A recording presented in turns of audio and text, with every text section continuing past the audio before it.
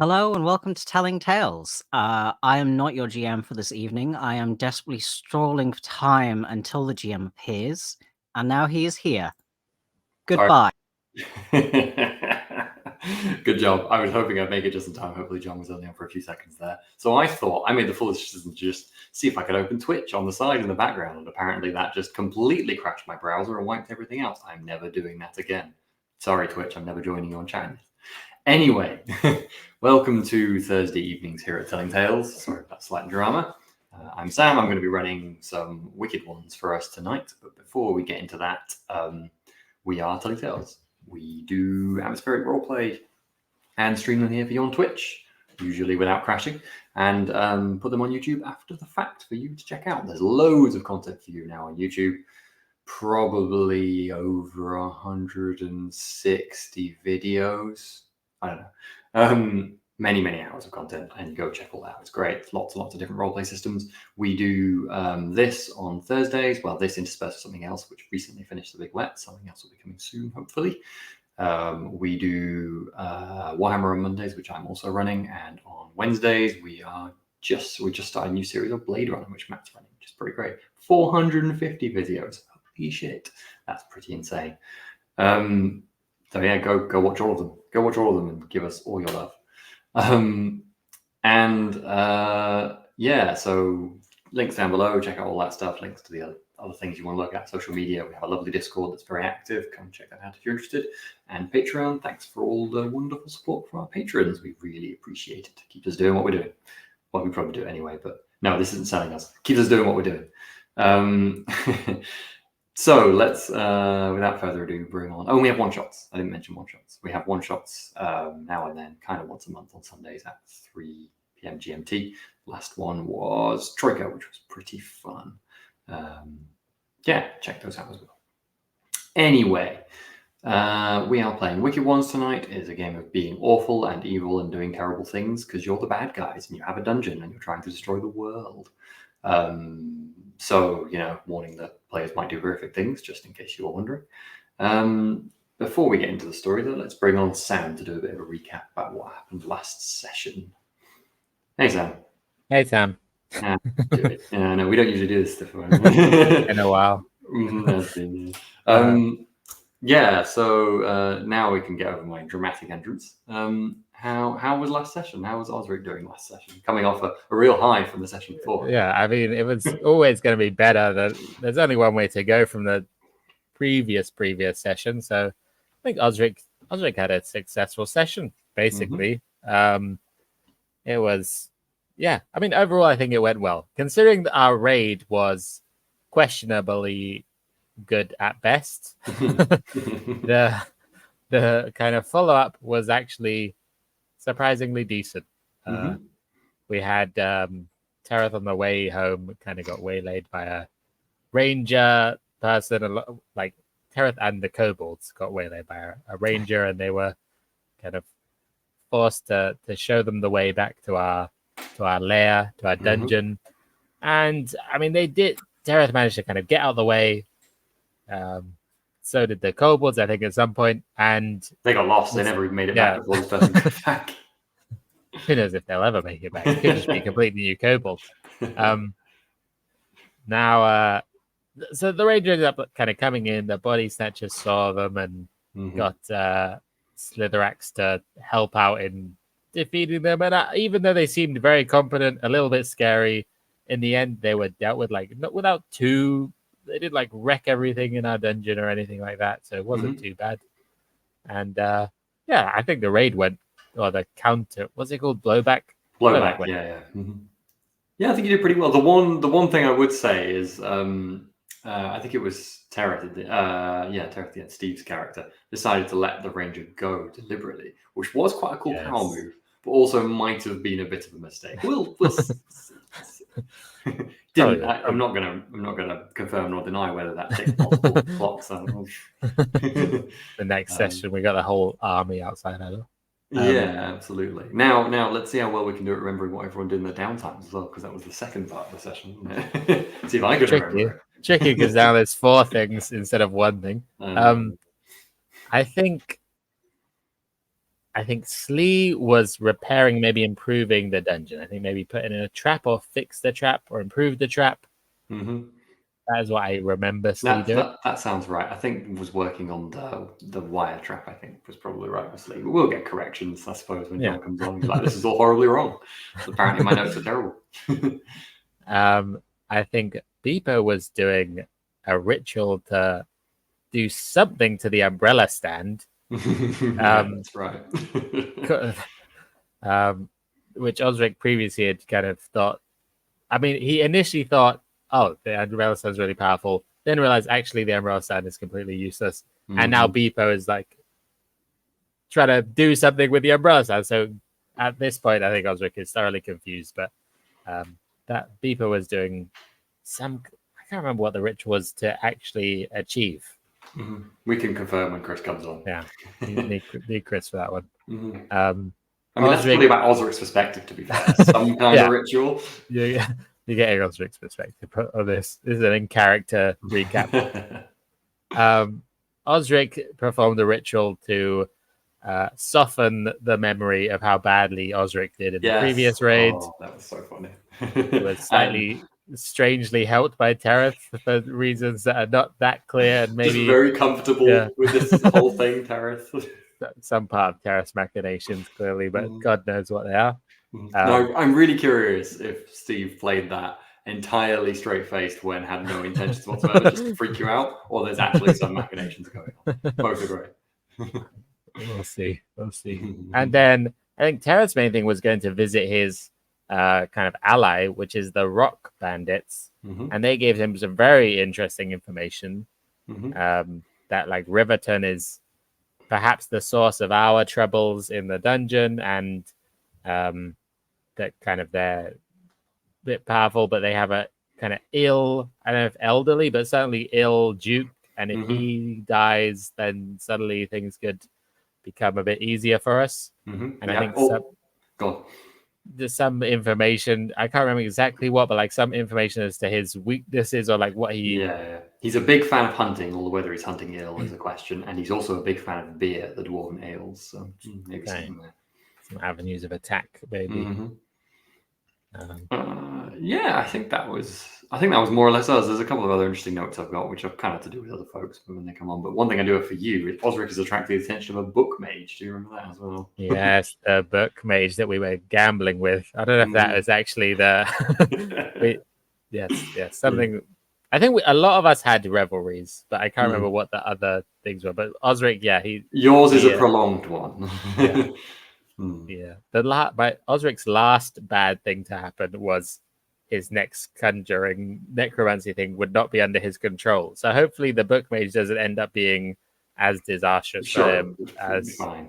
as that. Oh gosh. Now, one thing I wanted to ask as well, I remember a few sessions back you were talking about having a big lemming like summoning ritual. You haven't really progressed that other than a plan, right? I think I did. I might have done the first because that was like a tier 3. So I think you need quite a lot. Take a little bit of it. Yeah, I think I went and got like a lemming body or something like that. That's right. Yeah. To do one tick of that clock, but then needs must that I had to redeem Osric's reputation, so that ritual had to be bumped up, and the Great Lemming necromantic ritual had to be slightly pushed down the road. Indeed, that's very fair. And we've already done most of it. Why don't you do a really quick introduction on who Osric is as well while we're at it? So Osric is a demon warlock. He's very interested in necromancy. He's now decent at enchantment as well. He's obsessed with the occult and the power of the occult, and can get a bit carried away. Can be quite sometimes cruel in his desire to achieve more power, but can sometimes be slightly sensitive about people suggesting he doesn't have as much power as he would like. To the extent of removing their memories. Yeah. The way you do. Perfect. Okie dokie. Let's bring on John then. John, who plays aforementioned Slee. Hello again. Hey, John. Thank you for taking over for, what was it, about 5 seconds or something? Thereabouts, yeah. Good. Well, very brave of you. Well done. Yeah, why don't you intro Slee for us? Slee is a Slisek shadow that is a snake person rogue. To people not familiar with the terminology, they're vengeful. They're a bit stabby. They're a bit jump down from above and garrot people. And they're very hungry. Or maybe they're not hungry. Maybe they just like eating. It's the best way of definitely making sure no one else can take your things, right? Eat them. It's true. Yep. And what we write in Slee's downtime was improving the dungeon last time.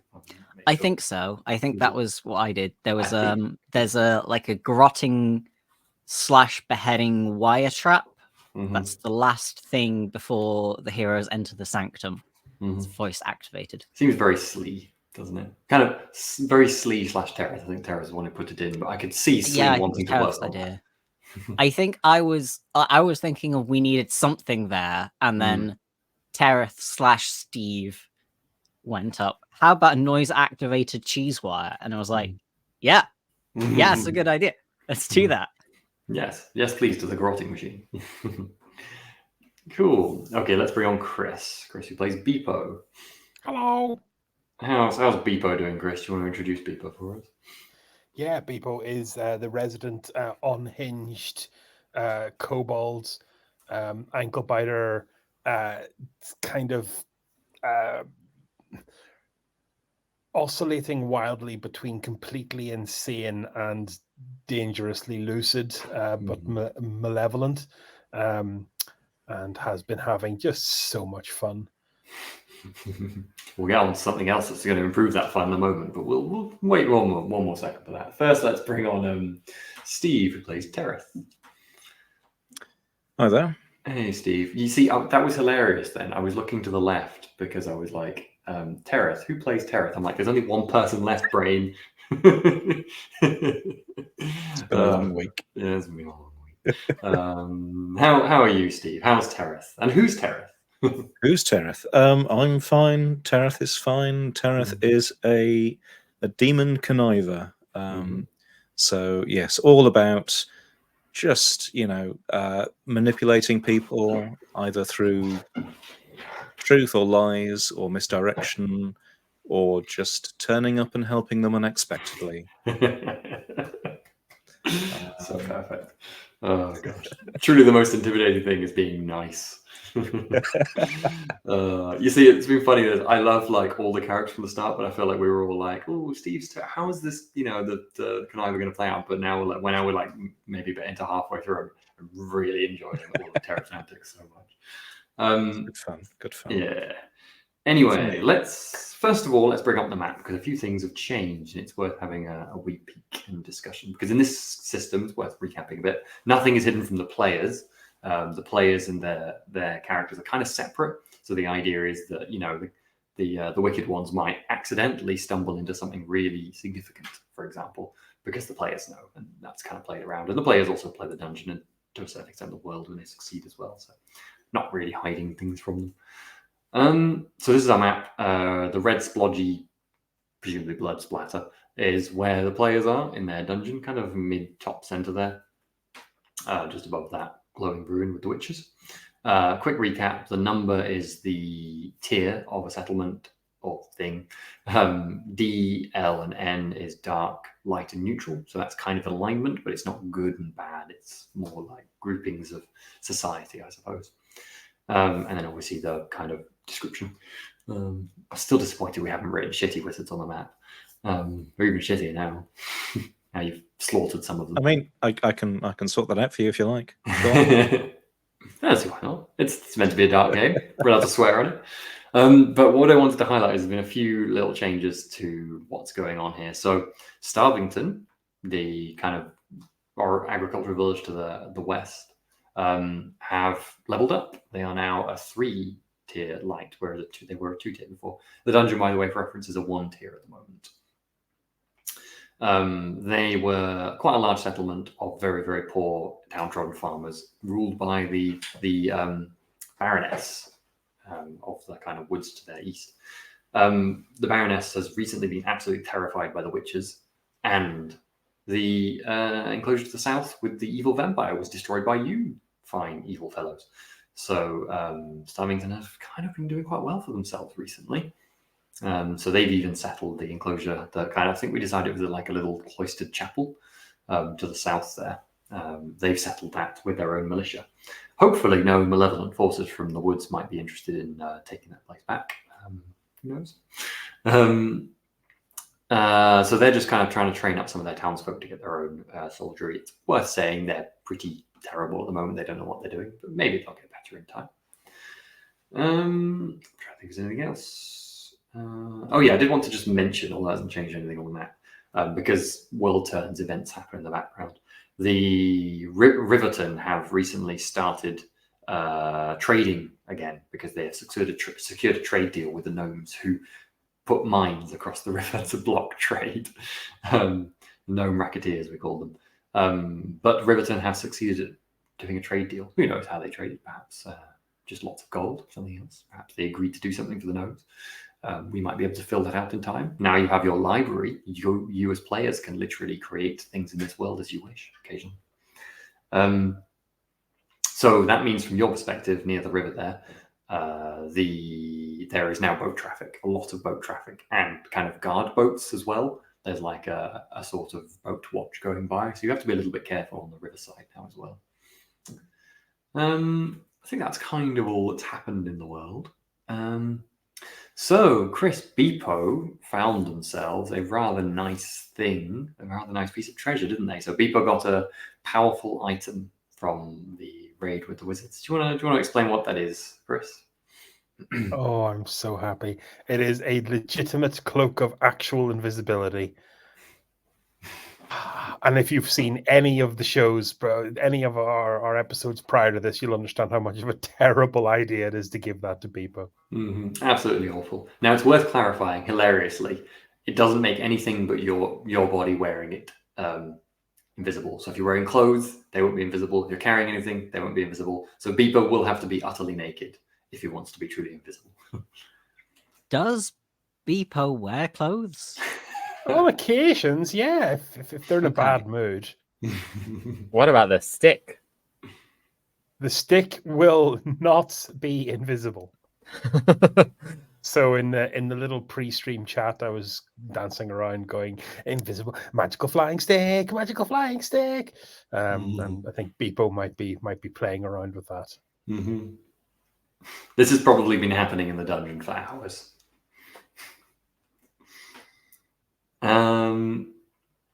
Okay, I think that's all our news. So, first of all on the agenda is Calamity. So let me just go to Calamity, couldn't be that bad, right? So this is basically kind of what's going on in your dungeon, how things are, how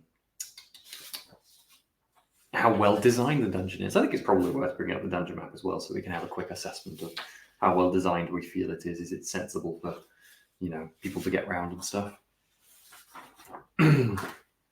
Teeny dungeon. Where are you? 1 second, I'm trying to figure out the best way to. That's good. There we go. Oh gosh, go through every single sheet, feels like multiple times to get the Calamity one. Yeah, there we go. Calamity. Calamity is a consequence that your dungeon suffers caused by not following dungeon logic. It can be something that is immediately accepted and resolved, or you can jump to a scene and try to deal with the fallout of the situation. So, blah, blah, blah. Review dungeon logic.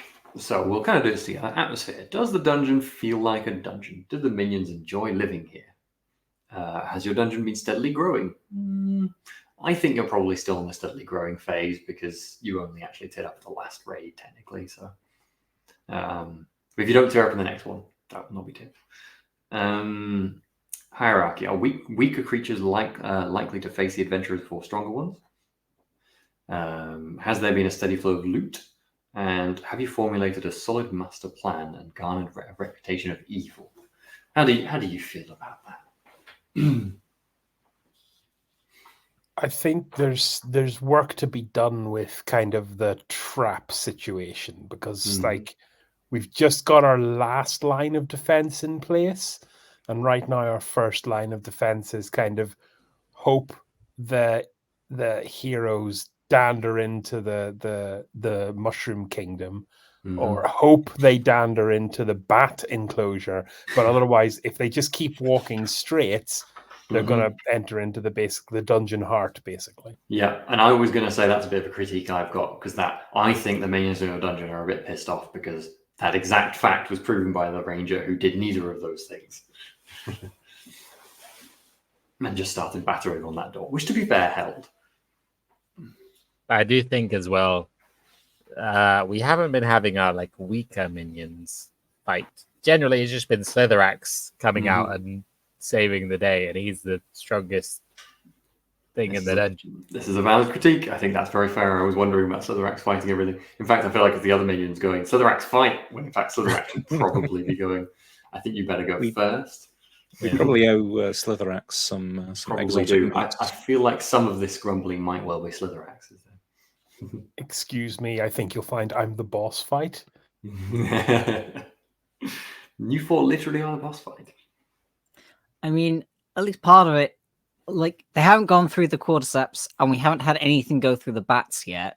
But also in the last fight, the kobolds were just not here. I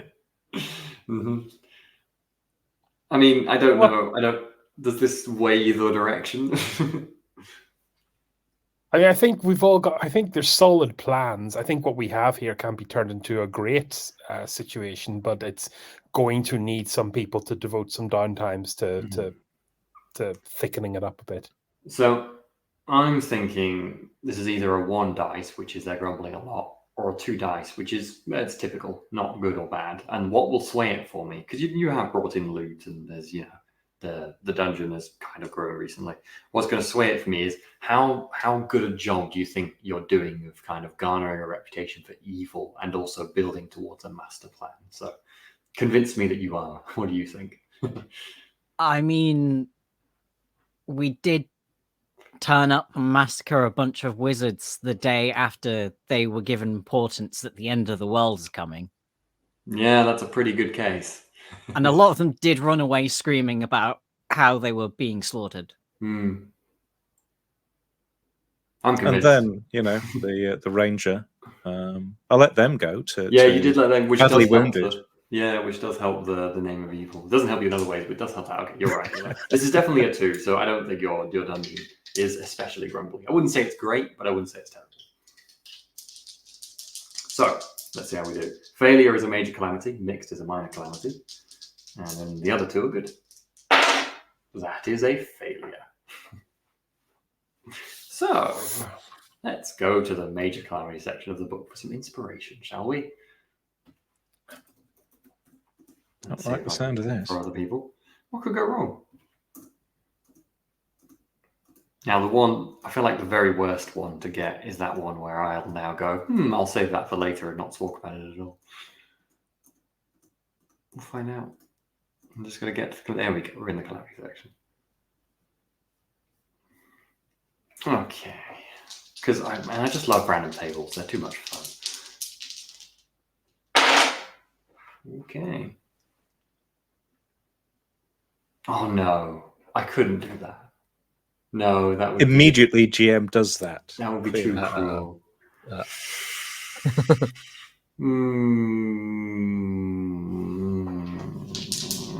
going to make one more roll and see which one I prefer. The joy of being a GM.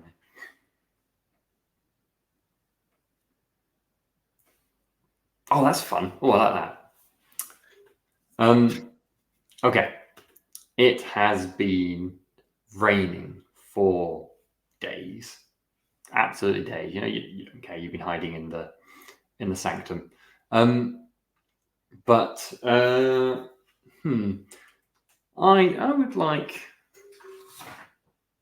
would like you to a random person. Let's have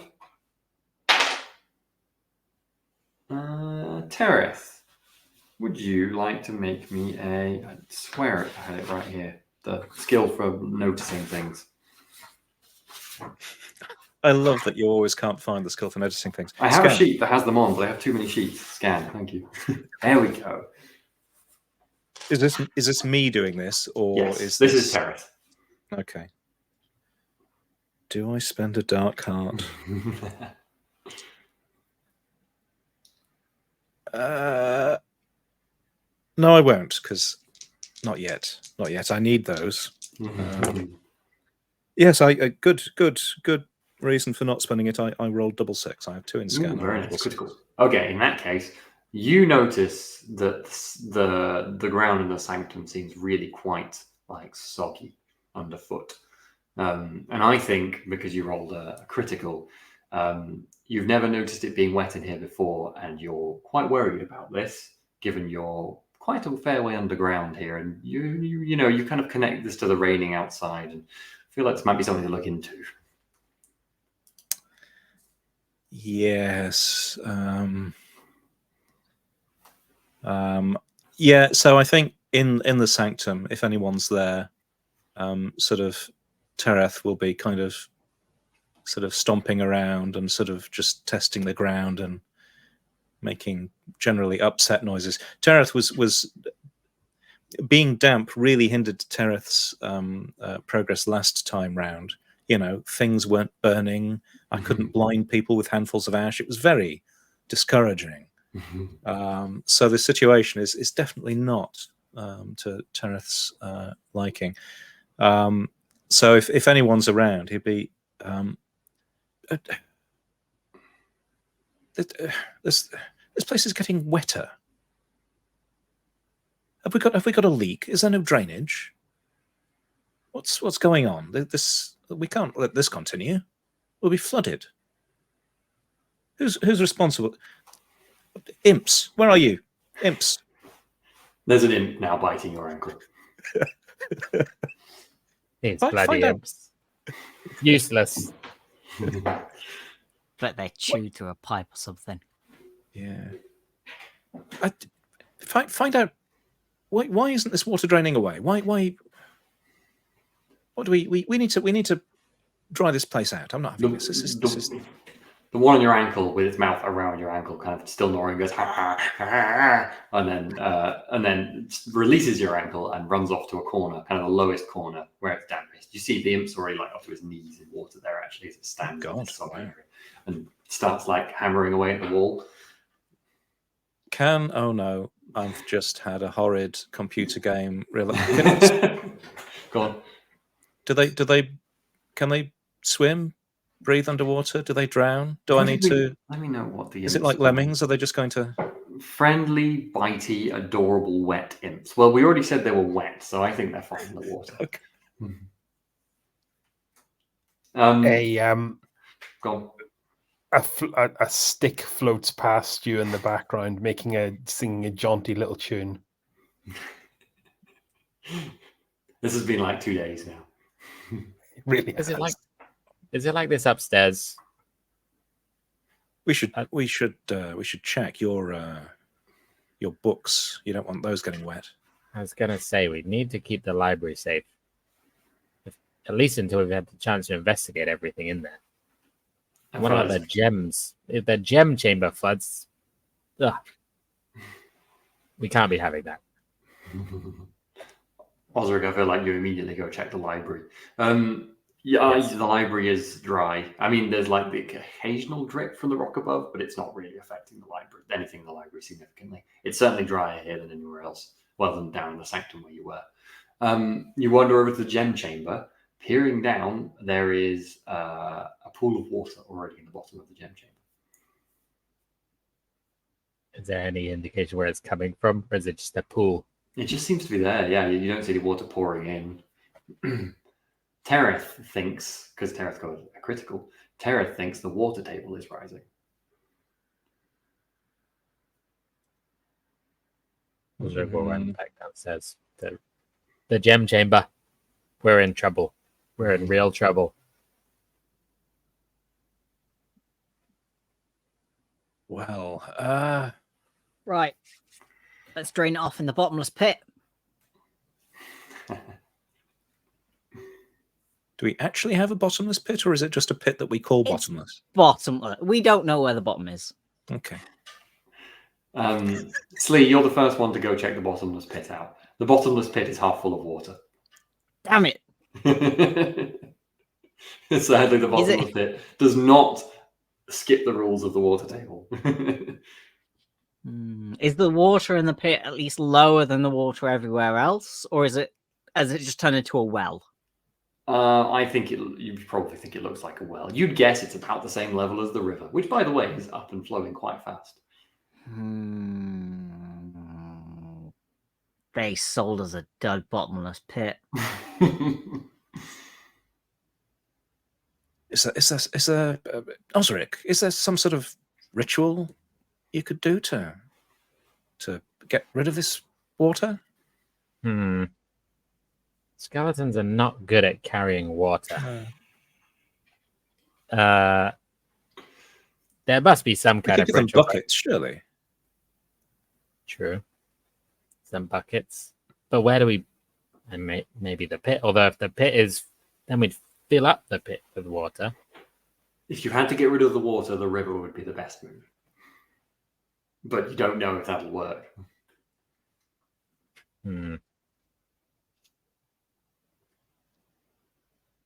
I guess we need buckets. We need kobolds and imps and maybe skeletons bucketing this water. I feel like you're all probably kind of around the bottomless pit or the river at this point, and you hear kind of the wail of some imps coming from behind you down in the sanctum. Now what? One of them comes rushing up the stairs, completely drenched, and just goes, Hey.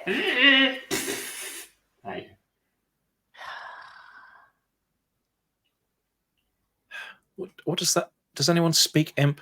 You can gaze. It means they made it worse. It means they made it much worse. Of course they did. Of course they did. A stick will float past you towards the sanctum.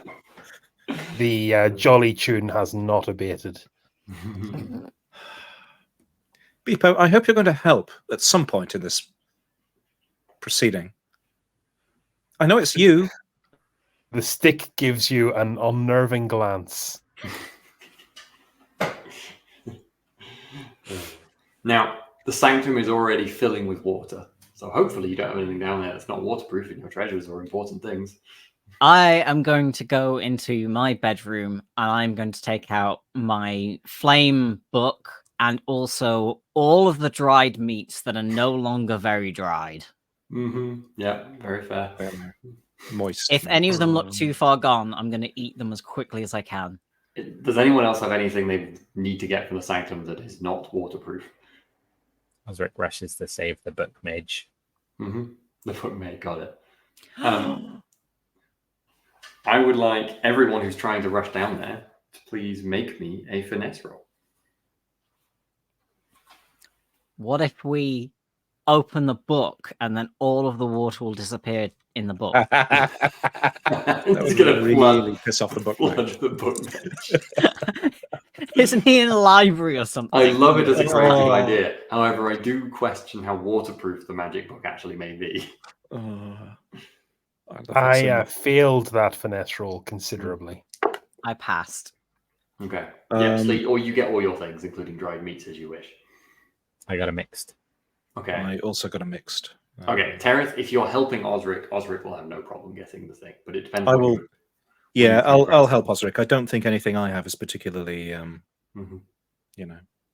damageable by water. You save the book mage. By the time you get to the top, the sanctum is already kind of half full with water. You're wading out up to your waist. And the library is getting a book unfriendly, you would say. It's feeling moister in here. If you don't think of some way of stopping this water, you might have to evacuate. Osric desperately starts moving books up the shelves. I love it. Now, I would like to mention that the library's power hasn't been used yet, and the library may be used to establish any fact about the world, including natural rules about the world. So you may potentially, if you wanted to use the power now, try and solve it with the library, if you could think of a sufficiently creative idea.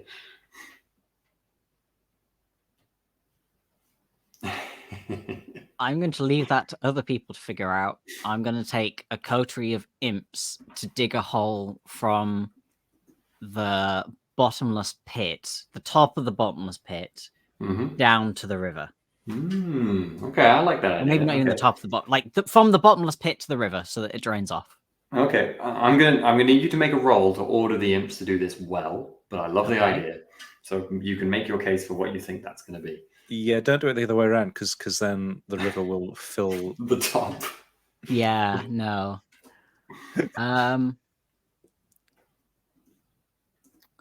Could go for threaten, no, because I have a shock against guts. Can I argue finesse? Because it's no, probably not.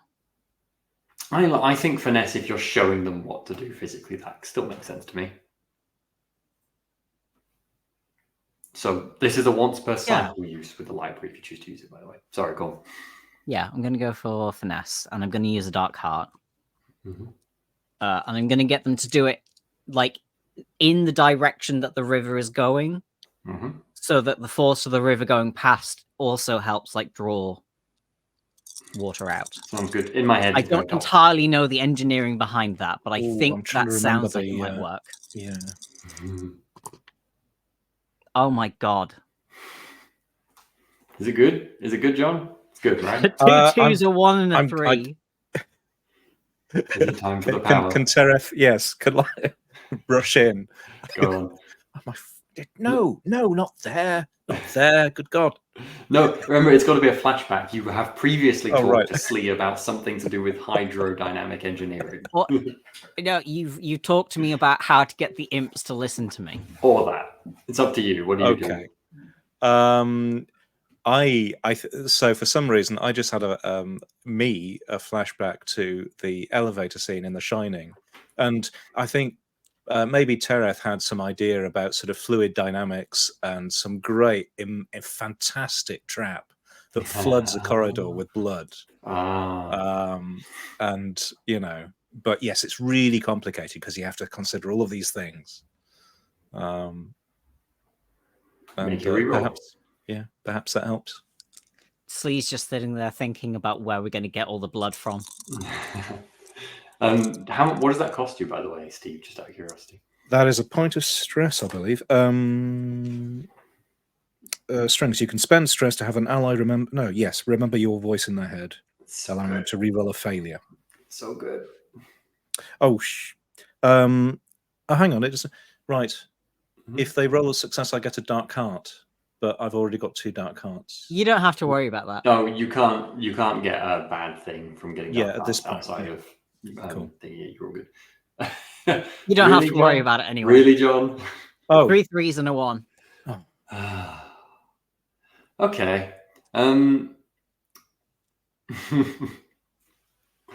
I think what happens here is Slee, you're kind of trying to get involved in this and trying to show the imps what to do directly. So basically what ends up happening is you show the imps what to do in detail on one end, and then you go around the other end to show another group of imps what to do on the other end. And then by the time you go back round, the imps have already dug a hole in a completely different direction to where you told them to go, and you have to try and get them to stop. And then you go back round to see where the others have gone. They've already dug a hole up in another direction inside. So you basically end up with imps going like this and digging tunnels off in all directions that don't connect up from the bottom of the river. And it doesn't make it worse, but it doesn't do anything. Nice idea, though. So, Beepo, in the library, Beepo's going to suddenly appear. I'm going to go, Tereth, Osric, bring your minds and bring a torch. We make a brazier of true fire. Sounds good. Okay, right, yes. Tereth will... Beepo is kind of already reconfiguring the umbrella stands and puts the torch, kind of mounts the torch in the middle of the umbrella stand and lights it. And then I will, your assistance, please. Bebo will take out a very soggy, burned book, which they had rescued from the sanctum, and opens it and kind of begins to incant and recite in the dark speech, and is going to do I think it's probably only going to be a level 1 ritual. Mm-hmm. The goal here is to create a flame of true fire, which will always keep the library very warm and dry, but not necessarily on fire. Mm-hmm. Okay, that makes sense. I think you can push it to level 2, which will be, because basically this is quite a dire situation. You're trying to solve the problem of immediately flooding water rather than just make it nice and toasty and warm and light. So a tier 2 will have significant impact upon stopping floodwaters as well as making it less damp. And hopefully not burn the library. But because you've got Osric and Tereth helping, you can do a tier 2 immediately. That's fine. I would like, first of all, Osric and Tereth to make invoke rolls, just to see how well you're helping. Unless you both fail, this won't be useless. I mean, Tereth No might point not do to too well. invoke, so- Yeah, I know. But it gives you a chance to get your tick. Yep. Just I got- joining in a spirited fashion. Mm-hmm. 2 6s. Ooh, very nice. I got a 3 and a 5, so 3 is my Okay, but disadvantage. for a crit, I'm going to give you 1 success immediately, Bebo, for your roll. Great, and it's a level 2, so I have to make 2 successes if I've got that right. Mm-hmm. Yep, that's right. So luckily my invoke is pretty good. So 1, 2, and then a clock of 6 or something in there. I got a 6 and a 2. Amazing. So that's 2 successes between you. Good stuff. So you describe what you've created. So it doesn't look like at first it doesn't look like anything other than just a lit torch in an umbrella stand for no apparent reason, and then the flame just turns purple, and then it turns black, and then the heat that comes off, it's not a scorching heat, it's like a 4-dimensionally scorching heat. It doesn't burn you, but you realize it is incredibly intense in its own way, and steam kind of ushers from any water or any moisture that comes anywhere near the room. Mm-hmm. I like to imagine that there's kind of probably torch brackets on the wall which are guttering out with the moisture everywhere, and this eternal flame basically just jumps to all of the braziers on the walls and just lights them up with this bright purple dark flame that kind of and you almost see I won't say a halo of warmth, but a sort of, it's almost like a boundary and essence of warmth in the hallways and moving out of this room where steam is just gushing off. As in some places, actual water is trying to move down the hallway because it's particularly from the minion layer 2 and the gem chamber, it's pouring in. I think by now the kobolds and the body snatcher have kind of trundled in here. Slitherax is nowhere to be found, interestingly. But yeah, I guess everyone kind of gathers in the library. Is that fair? Is there anything else anyone else wants to do? Or is you just kind of waiting it out at this point and hoping that it stops? It seems to be that this is protecting the library pretty well, at least. Was that ritual wasn't the using the library though, was it? Or No. was that? No, that was not using the library. That was using the library as a room to do a ritual in, I suppose, but Sure. not using the library as a fair. Beeper will disappear, and nearby a stick will start floating around the library perimeter, making a slightly pleased with itself jaunty melody. Amazing. I like to imagine Slee and a load of really very, very, even more soggy imps just come trudging into the library, steaming at this point. Oh, well done, Beeper. Reminds me of back home. Hey, Tereth. Yes. To a certain extent, at least. Yes. So here's my question regarding the limits of the power of this library thing. Mm-hmm.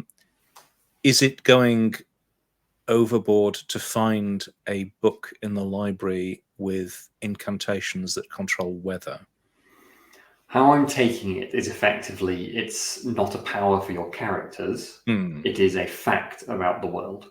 So if you want to say there are incantations that can control the weather available in this world, and they might be gained by this, you can do that. You can't give yourself that power in the library, you see what I mean? So the library isn't actually a repository of magical tomes for you to use for powerful things. It's a way for you as players to directly establish facts as if you were the GM. Okay. So pretty powerful. I mean, you probably could have solved that in one way or another by some nifty use of it, but didn't need to. Still got it. We can use the library for something more interesting than this. Because I think we've yeah, solved the immediate problem here is solved in that the most valuable room in the dungeon and all of the dungeon's denizens are not going to drown.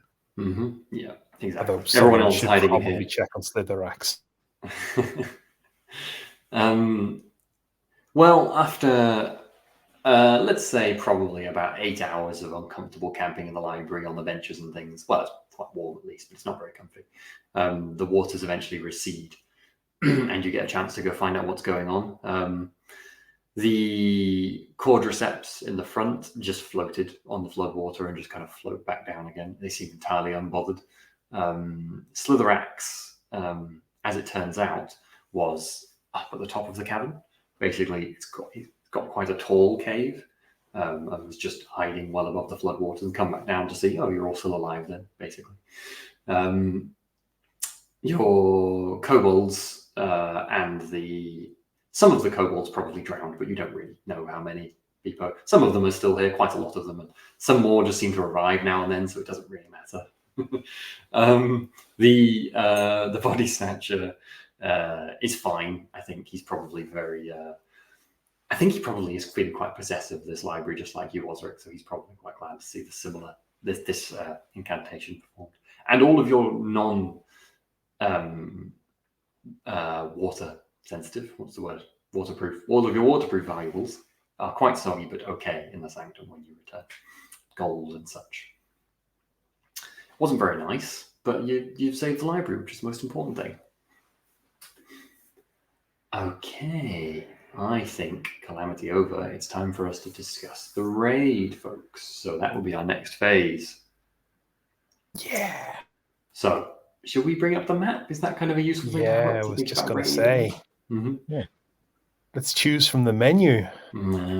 So, I did suggest, but this is not a rule, you may want to look at a pillaging raid for the next raid, because you probably know in your hearts as wicked ones that growing the dungeon is now going to be priority.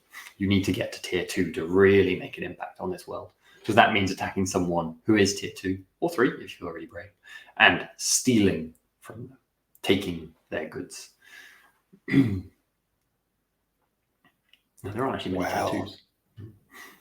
It's kind of between the gnomes. We've already hit the wizards, so I think that's a poor choice. Gnomes are a tier 3, I guess. You could take a tier 3, always push it if you're feeling brave. I think we understand that there's instability around the political situation locally. I don't know if we did we get that from who went to the Rock Bandits? Did you share that with everyone else? Yeah, I would have explained all of those secrets to you. So we know that Starvington, and I don't know whether the Baroness and Starvington are at loggerheads, but definitely both of those are in conflict with Riverton. You as characters don't really know anything about the Baroness in the woods, but yes, they've never been friendly, and the Baroness is currently having a conflict with the witches and has lost control of Starvington. They're almost reduced to a 2 light actually, but for now there are 3. So how much?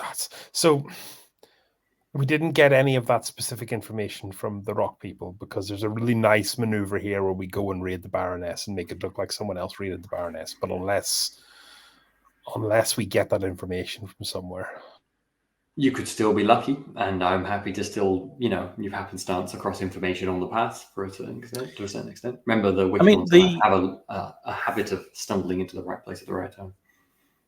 I thought the Rock Bandits had told Tereth about. I mean, they mentioned about the Baroness and Starvington. That was. Oh, I didn't know they mentioned the Baroness in the woods. Oh, in that case, my bad. Yes, in that you know about it. If they did mention it. So Sorry. Beepo would be kind of strongly suggesting that we ferment some political issues by going and doing kind of a false flag raid on the Baroness. Very fun. Yeah. Maybe a little bit tricky, but probably very worthwhile. I just keep having flashbacks to the Wizard's Tower. Yeah, how to finesse this in such a way that it actually works. Well, it's fine. Osric really proved themselves during the Wizard's Tower situation, so I'm sure they'll be the backbone of the operation for this as well. Slap Osric on the back, yes. Oh gosh, so good, so good. Happy to help, guys. I'll do my best. I'd say the other thing that Tereth might be thinking, if you might be about to say this, Steve, but Tereth, you're aware of the inn to Riverton to do with the beer and the brewery, so perhaps going to the brewery could be of interest as well. It's up to you. Yes, I guess it depends on the timing of it. If we could somehow intercept or spike some of the beer that the Dwarven Brewery produce, that could well help us. Yes, cause the Duke of Riverton to get maybe a little bit more ill. Maybe die painfully. So maybe not a raid on the Dwarven Brewery, but a raid on a caravan or supply line going from the brewery to Riverton. Yes, would that fit into the pillaging? I mean, that would not be a pillaging, though, no, because that would not be targeting a faction to take their power effectively. I don't think you found anything out about the Weiraccoons at all yet. Is that correct? No, I don't think. I don't think we're even aware of them. Aware of them? Yeah. Do we know about the deal that Riverton have made with the gnomes? Do we know that it even exists? The characters. I know Slee had a contact with the gnomes. I'm happy. I mean, it's a bit of it's a day's journey to get there. We had a scene of you seeing your contact, and that was the thing you did. Do you think you would have seen them again in the intervening time? Is that something that Slee would have had time for, or is that not something you're doing regularly? I'm happy to play that either way. I'm trying to think. I did overdo it on my Ravelry. So, they are my main meat supplier. So it's possible I went to see them. I like that. Yeah. Slee just went to the gnomes like, all the meat. Yeah, so I think Slee probably doesn't pay a lot of attention to what's going on in the world, I imagine, a lot of the time. But you have a vague idea that there's more boats because the gnomes have done some deal with someone. Because, Osric says, if we're aware of this, then we probably have, and we're doing a raid to steal things, then we might be aware that perhaps the gnomes have a lot of something at the moment, a lot of gold, a lot of whatever it is that Riverton have possibly given to them for us to go and steal, maybe. It's true. It's very true. So it's potentially sowing political dissent and discontent and confusion, but attacking a stronger foe, or just going to take a load of treasure that's probably there from the gnomes. That's kind of the two things that are up for grabs for this pillaging then. I think the Dwarven Brewery is also a difficult but good option because it fits in with the master plan as well. Like the Inn and Baroness fits in with our master plan in some ways, but the Dwarven Brewery, we could raid them and try and get to the Duke that way, and they probably also have a lot of money. I mean, they're selling probably quite a lot of the Dwarven ale. If we go to the Dwarven Brewery, would we be able to talk maybe the Rock Bandits into helping us? I think that would be a job for Terrace, but perhaps.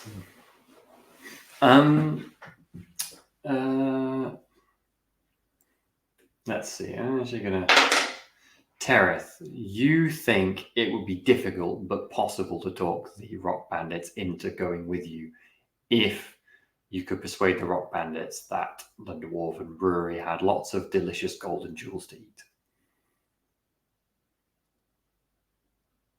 Okay. So they'd want to cut. But they have I no mean, they interest must- in anything else that's not mineral. Sure. Yeah. Okay. I mean, they must have a fair amount of. If they're selling the beer, then they must have a, maybe One would hope. one would hope. To be fair, on the flip side, it might be possible to persuade them to help with the Baroness as well in the woods.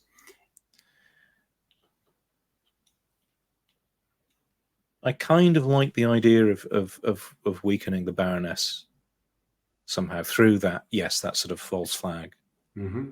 scheme. That sounds very terrorist, doesn't it? The question is how we go about it. Well, this seems to be kind of three. Were there three plots? Yeah, three different options for plots. Tereth, are you voting for the Baroness then? I think if I was going to pick one, I'd pick the Baroness. Okay. Is that Bepo's choice as well? Because you were the one who suggested it, Chris? Yeah, I think so. I don't want to it's upset the nice- gnomes because then Slee goes hungry, and that's just. That's a good point. So That's Slee's not nice. going for the gnomes. Is Slee or Osric, are either of you disagreeing with this decisively? Or are you happy to go along? No, I'm happy to go along. Yeah, I agree. I think it's a good plan. Okay, sounds good. So, no more planning then. We'll move to the next phase because this is how this game works and it won't let you plan. Other than, we'll briefly touch on the type of raid you're looking to do as I madly flick through my bazillion sheets trying to look for the page it's on again. Raid. There we go. So, there's 6 different kinds of raid that this can be. So, it can be an ambush, an assault, a negotiation, a stealth. So a stealth is different from ambush in that you're trying to catch someone in ambush, where a stealth is you're trying to slip by unnoticed. A strike or trickery. If you need examples of that, feel free to. Feels like we're going straight down the trickery route, doesn't it? Well, if I remember correctly, trickery was the last one, and that didn't end up very trickery-esque. So make sure you're going to do a trickery this time. Just to clear it, trickery: confuse, lure, or trick them into doing what you want without letting on until it's too late. What do you want Well, them to maybe do? not then, Why would they do because it? that's- Does it matter if they know? Because that sounds like more what we want the wider political fallout to be, and maybe that's not. Maybe we're just a straight up assault, Or a light perhaps- assault, perhaps. Perhaps something different. Perhaps you're aiming to catch them when they're moving something like an ambush could be true. Hit them when they least expect it, making sure they don't take any of you down in the process. Example questions: why is their guard down? Why are they waiting? What's the signal? So you might be trying to catch a caravan coming in or out, or perhaps catch the Baroness when they're moving in or out, or something like that. What is a strike? Strike is the simplest one, so that's just attack, basically. Bust in, get what you want, and run out quickly without deviating from your goal. How do you get in? Who signals to get out? What guards your prize? What's the difference between that and an assault? I guess assault is you just kill everybody. Yeah, assault is destroy the place. Strike is get a thing. Okay.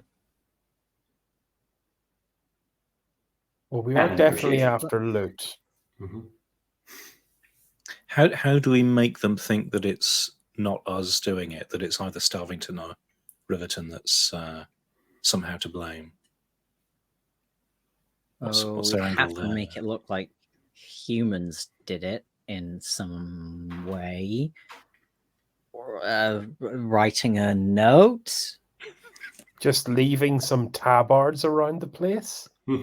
You could gather some dead humans from one of the other factions first. Oh, then undead them, March them over to the march them inn. over.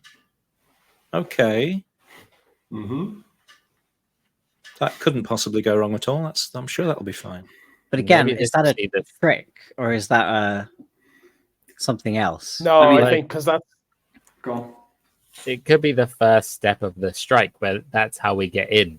That we get some Riverton guards or something to turn up at the gate, and they're all undead, of course, and then they let us in, and then we leave some, get in, get what we want, leave the Riverton guard bodies there. And it seems like it was Riverton who did something bad. So I think this is kind of, of course it's a hybrid because it's never simple. This is kind of a mix between stealth and assault because you're stealthing the first half and then you're aiming to mess the place up. That sound right? That feels good. Yeah. Okay, cool. Well, I absolutely need, before we get any of this down, to have a scene of you trying to get the recently dead bodies of some Riverton guards, because that sounds like a much easier concept than to say that it might be in practice. I will say the only place you've seen Riverton guards, or you assume they're from Riverton, are the boats going by, because now there's armed boats going by quite frequently. You're aware where Riverton is otherwise, but I don't think anyone fancies charging up to that town to get some guards from the walls, or maybe the graveyard, although they probably won't look like guards if they've been buried. I had an idea, because Slee is very good at swimming, of swimming into Riverton Harbour and basically just yoinking guards off the pier as they go past and drowning them. Okay, love it. Can probably only carry one at So- a time, though. Beepo is going to walk up to the gates of Riverton in their fancy new cloak and just kind of get a real good look at exactly how they're kitted out, exactly what the tabards look like. Yeah, absolutely fair. I must ask, is people carrying the stick? No, Beepo is carrying the stick, but it'll be left in a bush by the time before he is. Okay, good to know. I just needed to clarify. Yeah, you can see whatever you like. So you have a good look at their tabards. You can get obviously within 10 feet of them easily enough. I mean, until they hit. I think they probably look occasionally, like what was that noise? Confused, but they don't know what to do otherwise. You have a good image that they're like white with like a gold trim, the Riverton kind of tabards, and they have like chainmail underneath. Seem to be quite well equipped. Some have spears, some have like swords. Yeah. What else do you want to know? I think. Well, if there's any kind of people will spend probably a day just kind of lurking around and looking to see if there's kind of groups of them coming and going. How do they set up their caravans? Kind of how do they have any special standards or banners that they carry to show that they're from Riverton? Just that kind of thing. That sounds good, absolutely. And I'll tell you what, if you can make me a scan roll, I might give you a chance to nick something useful if you're going to be there for a whole day.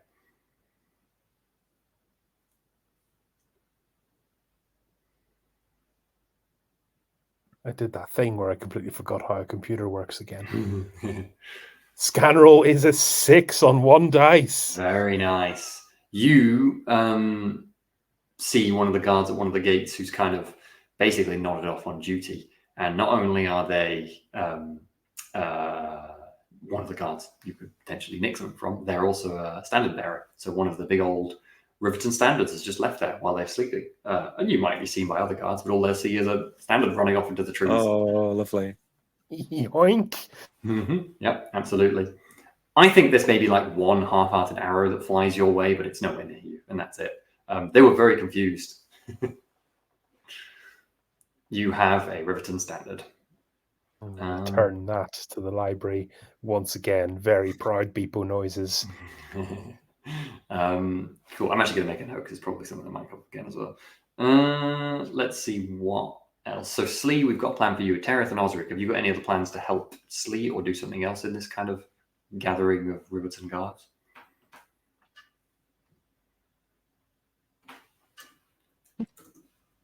I mean, Osric might be there with the boat sort of just outside Riverton. Get a guard, put it on the boat. Slee goes back in, gets another guard, put it on the boat. I imagine you're doing this at nighttime because daytime you'd be super obvious on the lake. But I still think there might need to be a role to keep the boat kind of out of view. Tereth, are you going to be there as well, or are you going to be somewhere else? I was wondering. So, like, we know what the Beepers found out what the the tabards and whatnot look like. Do we need to actually get someone to make some? Would it be if Tereth was to sort of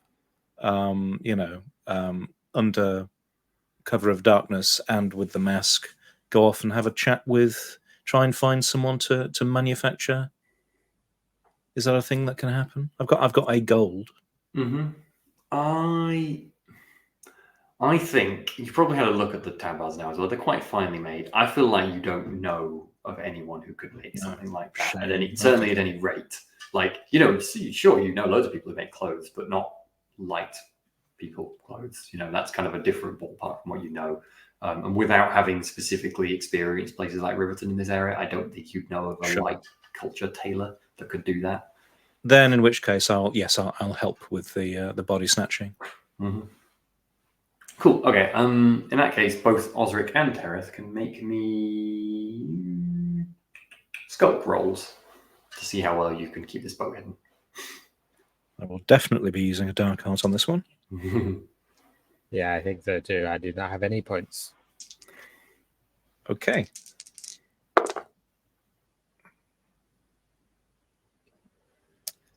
Well, I rolled a 4 and a 2. Mm-hmm. So mixed for me. None from you, Osric? Yeah. I rolled 1 dice and it was a 3. Okay, so that's... okay. Can I gain another stress point? And keep your head down for... Mm-hmm. Okay, I'll try again. That's a 5. A mixed. Hey. Okay, so 2 mixed successes. Okay, that's enough because I wanted 1 success, and I'm going to count that as 1 success total. You're kind of... Okay, can you see on the map there's that tiny little rock to the east of Riverton? That's where you're hiding behind with the boat. And you're kind of like... But it's like a small rock. And Osric's like properly like peeking over the side of the boat. And you can see Terrence, you can see one of the guards with a torch, like just looking out and like doing that. Like they're looking at the rock, and that's when you pull Osric down. Slee, I think it's time for you to do some swimming. So you can swim up fine. I think no one's going to see you actually in the water, swimming under the docks in the dark in the night, certainly until you do something. Describe what you're trying to do, like exactly. I am I'm basically finding a place under the piers, like under the docks, where I can't be seen. Mm-hmm. Trying to keep track of the sound of footsteps over the top of me. And then as a guard goes past, ducking out, grabbing them by the ankle and just yanking them into the water. Sounds good. Okay, make me a finesse to do that quickly enough that nothing goes wrong. Okay, so I have 3 for finesse. I'm spending 1 dark heart, and I'm also adding my pounce ability. I take +1 dice when I catch someone by surprise. Perfect.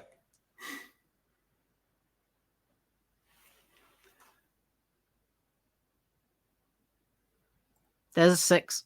A 6. Cool. Yeah. I was going to say, if you had a critical, I would have given you multiple guards in one go. Sadly not. Yeah, a 6. You pull them back. They barely squeal.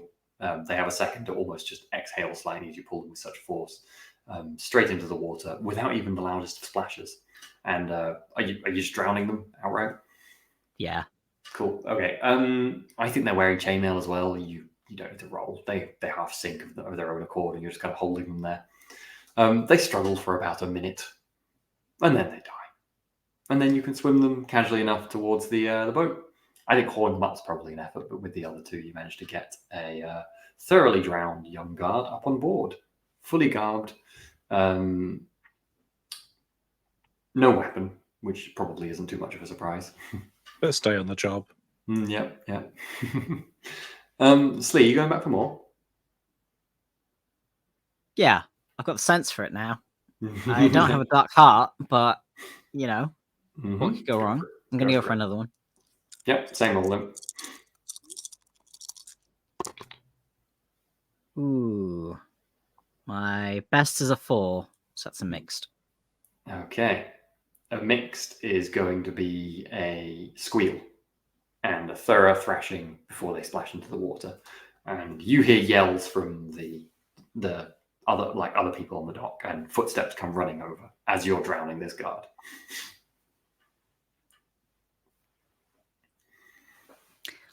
I'm just going to swim down. So you're just going to try and hold God. hold your own breath and stay underwater for a little bit. I hold my breath and hold the guard. How long do we think Slisek can hold their breath for? I don't know. Well, make me a smash, because I imagine that's kind of lung-like. Oh, If you could make me a case that something else could be holding your breath, it just seems smash is kind of physical, doesn't it? it does, but I have no points in that. I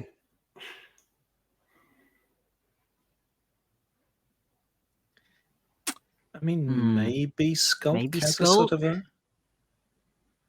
you I'd could say hold your breath Skulk, if you're that hiding. kind of. Okay, Yeah, okay. 'cause, like, Yeah, I've been ruled. Go on then.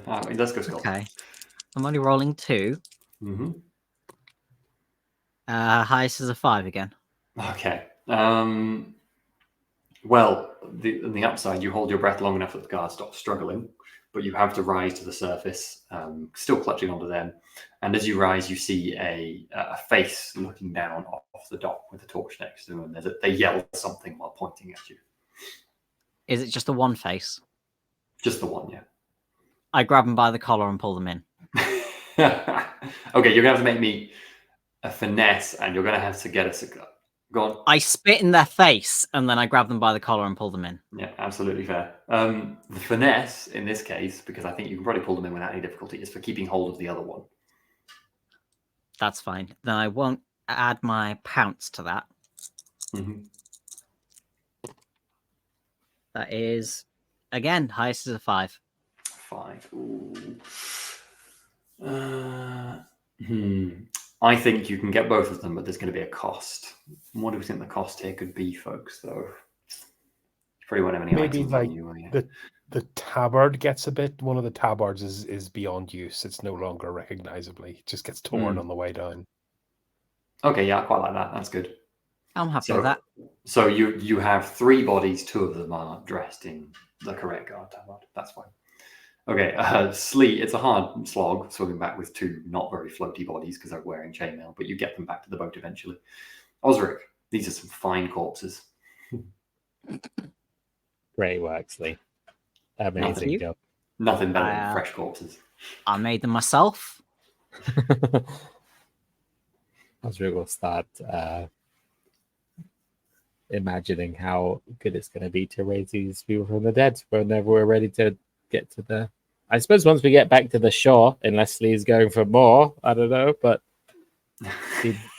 That'll be really pushing your luck. Speaking of this, though, this does mean I have to take a clock, because the clock does relate to Riverton. And we'll see. Okay, so we're ticking a clock twice. So that means a clock is filled. Oh, God.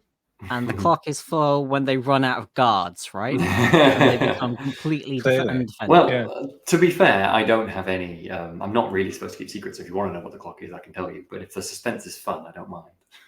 Yeah, suspense. Keep the suspense. Good, got it. Yeah. Cool. Okay. We'll get to that later. We'll go to the raid, and we'll probably only get a bit of a chunk of the raid tonight, but we'll start it. I suppose kind of already on anyway. So we'll skip over the journey. I don't feel like Osric, I think you probably wouldn't be confident you could keep the dead raised all the way on the march of half a day to the Baroness. So you're probably going to have to lug them there annoyingly. Yeah. Mm-hmm. But you have a lot of kobolds and your body snatcher to help with that, so could be worse. Speaking of that, are you going to pay to have your minions come on you on this raid? Because if you don't, it'll be much worse. It is a tier 3. I think I will. I'll pay for the body snatcher to be here. Mm-hmm. What about you, Beepo? Oh, you don't? Do you not have to? I mean, I can't remember. No, I've just paid them. Let me double check if I have to, but I've just spent the gold, so let me see if I'm buffing them or just paying them. Mm-hmm. I think they do the ritual for free, but they still have to be paid to show up. So, yeah, I think that's another type. Okay, yeah, you can carry the corpses there with no problem. These 3 corpses in the tower and anything else you've brought with the help of all of your minions. And the next night, just after sunset, you arrive at the... First of all, you see the main road, and then not long after that, you see kind of quite a tall building. It's kind of maybe like 4 or 5 stories, as tall as the trees around it, made of wood in the middle of the forest, with a small wooden palisade around it, with a few guards kind of marching on the wall. Yeah, we probably can take it down there, John. Yeah. So, plan is to raise these dead first of all, presumably. Yeah, gonna try and raise them and for a long time. Who knows how long we're gonna need them? I'm going to use I'm gonna go hard, which gives worse position, better effect if it goes well. Yeah. And it gives me 1 extra dice, which means I'm at 4. What tier? I guess this is a tier 2, I think, for raising like a few. Yeah, especially to raise them as kind of functional, pretending to be people rather than just utterly mindless zombies. Okay, so I think that knocks me down 1 dice and then also gives me a stress. Yep. I'm down to 3. And I'll give it a go. That's a mixed. My best is a 5. Okay. I am willing to give you a bargain to make this a success. Yes, please. Okay, so if you take this bargain, they will raise and they will follow your commands. Absolutely. But the bargain is that your own life force will be sapped. And I'm not going to make you take a wound because that's really too much. But you will... I think I'm trying to go too complicated and interesting, so maybe I should just give you a shock or something. Yeah, it could be shocked muscles, which is my like... Yeah, it probably would be shock muscles. I think that would be fair. Okay. Okay. You can take a shot. You can do that? Yeah, cool. So just so I can check, is it we're assaulting here? We're going in and just... This is a kind of hybrid trick and assault. Right, I think the idea. So the first half is a trick when you're hoping to get these zombies to open the gates, which is going to be interesting given Osric, they can't talk. They can. You can kind of puppet master them to behave how you want, but they definitely can't talk. It is nighttime, isn't it? Talk for them, but yeah. Okay. I think Osric's idea was kind of like these guards would show up to the gate, maybe with like Tereth in a cloak as well, and be like, "We're from Riverton. Look at our guards here. Let us in." And hope for the best. You up for that, Tereth? Potentially. Are we going in demanding straight off, or are we trying to get them in and then ask for something? Or as far as I know, the plan was open the gate and then you're in attack, basically, once the gate is open. Right. But I'm happy for that to change on the fly. I mean, Go on. Go ahead. I was wondering whether, because if we only really need them to be there and be seen attacking, in Riverton gear. I was wondering whether I could get in terms of getting the gates open, just in terms of getting the gates open, getting my rock bandit friends because they can be quite stealthy if they're not they look like rocks, don't they, if they're not doing stuff.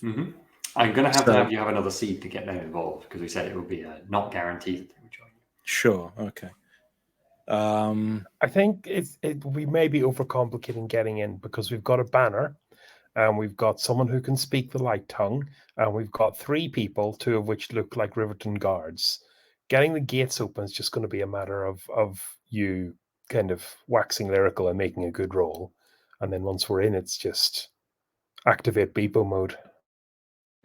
The other thing is, this is a pillaging raid, right? Is that what we're doing? Yeah, so you're planning on stealing much of their goods. So I guess as an inn, our idea would be we're probably going to have to fight some people, but the idea is to get in, take their money wherever they keep it or whatever stuff they have here, and then leave the Riverton bodies. So it's I get the impression if it were to work perfectly, you would rather that they fight the Riverton guard zombies. You kind of dash by and take all their good stuff while they're busy killing each other, and you're out before you really had to fight many of them. That sounds like the best pillage that could go on. Okay. Yeah. Yes. Okay. Plans are forming. I think.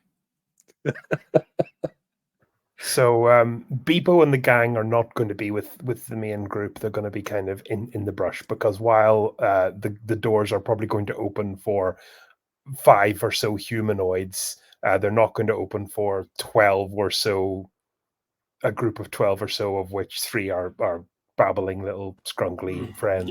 Yeah, very fair. I think Slee is probably also almost certainly hanging back, and Osric doing the puppet mastering too. So I think it's you, Terrace. Osric, you can command these zombies to march up however you like, and Terrace march with them. You kind of get yourselves into a column. I think it's safe to say the 4 of you it would be. Are you happy with that, Steve? Yeah, I think so.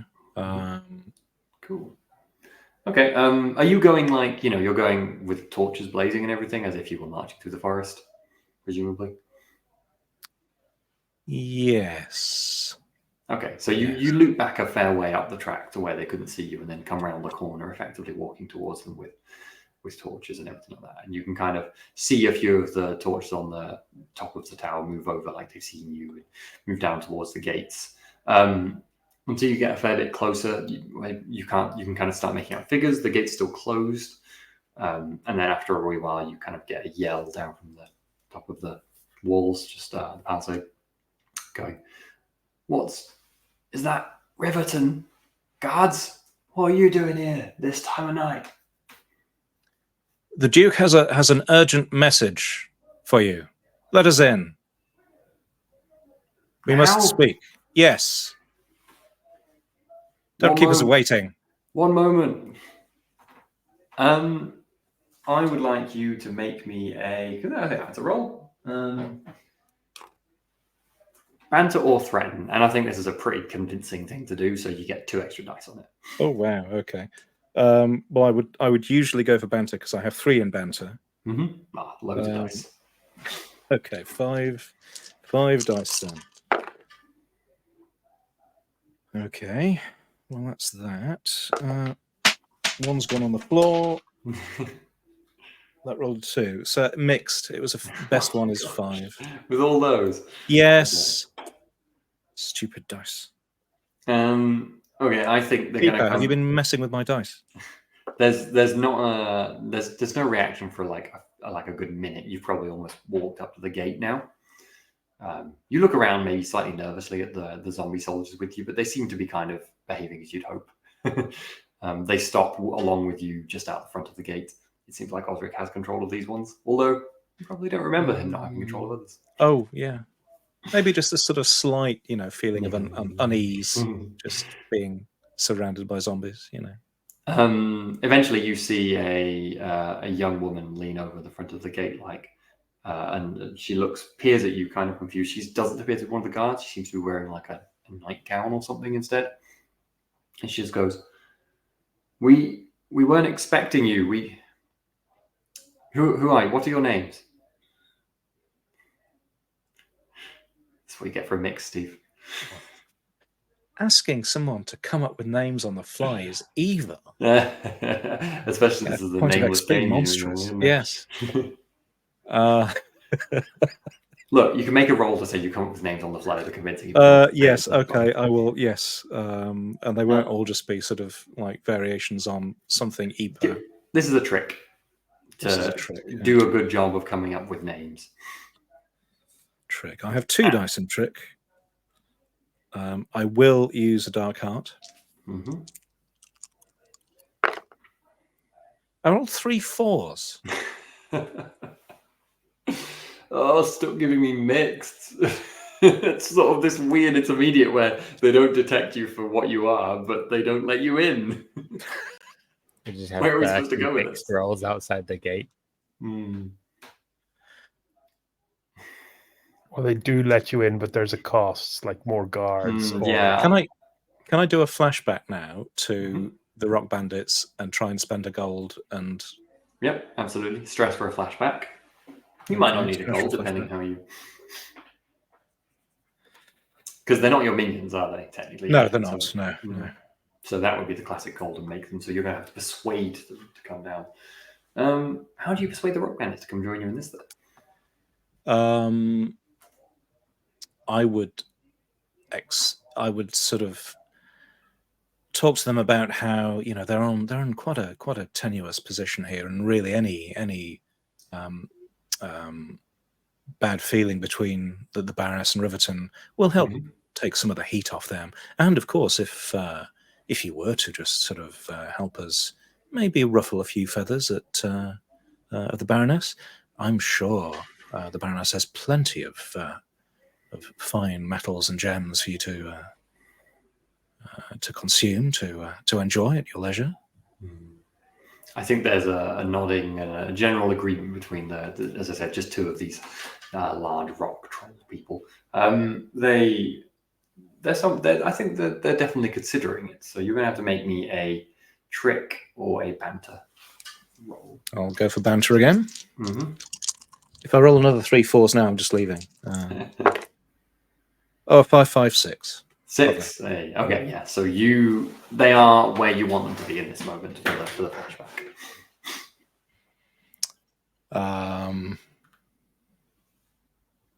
Do I just get them to smash the doors down? Well, I was going to say, because I think I liked Chris's idea that the gates do open now, but you save that for a moment. The rock bandits can still be when you're ready, not inside. They just slip by in a carriage load of gravel that came in earlier. Yeah, you are let in, but you're not let in casually. You're let in kind of to spear point, and they're peering at you a bit closer. And I think you're probably pulling your cloak up a little bit at this point. I don't want to just make you write rolls after rolls. I think the lady goes, "Wait here. I'll go get my mother," and she dashes off towards the main building while the guards eye you, and one of them goes, "What's that smell?" Do you wish to flash back to the rock bandits now?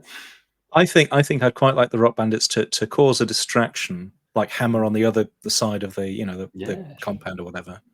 Start sort of attacking them. Yeah, that's an instruction they've been given to do, to distract, seeing you haven't gone inside. That's absolutely fair. So that's not happening. You can hear like the stakes of the palisade on the side just creaking and cracking, and the guards around you just start yelling, and most of them move off in that direction. I think a few of them.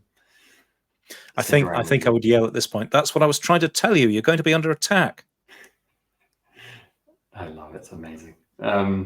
Yeah, I think that's convincing enough. I think the guards kind of leave you alone for a moment. Osric, Beepo, and Slee, you've seen this happen. You've seen the rock bandits cause a distraction. What are your moves? Is the gate still open? For now, you don't know how long. Given they're under attack, that might be a priority to stop it being open.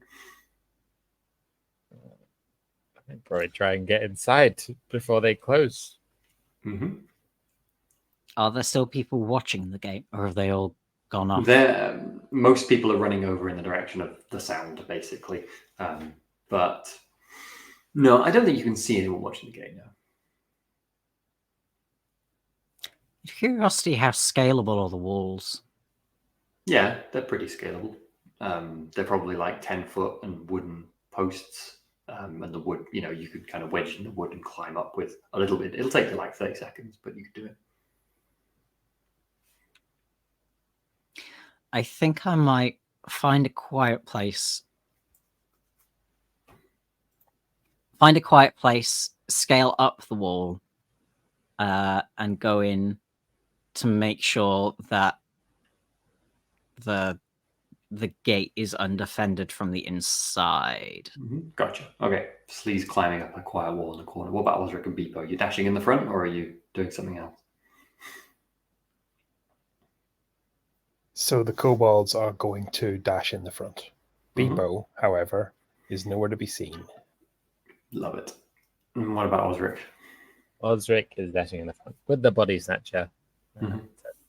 I love this scene as a guard in this keep. You're like, oh, what are they? And then perhaps realizing that these are actually undead soldiers and a demon having charged in the front. And suddenly there's rock golems pounding on the wall. And no, where have those kobolds come from? Is that a snake person climbing up the wall? Suddenly thrown to slit by an invisible golem.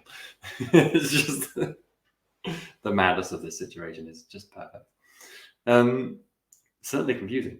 Tereth, I think you notice some of the guards are rushing towards the gate to try and close it. This is before Osric and the others have charged in.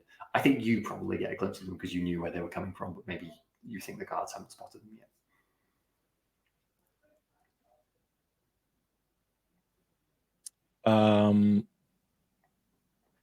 No one's attacking. Right, okay.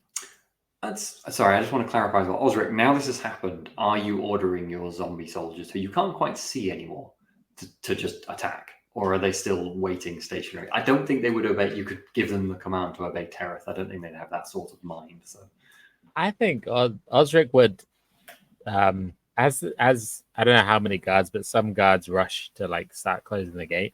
Mm-hmm. The dead zombie guards are gonna move as if to help with the gate, and then once the guards are busy pushing the gate, are gonna just like start attacking them.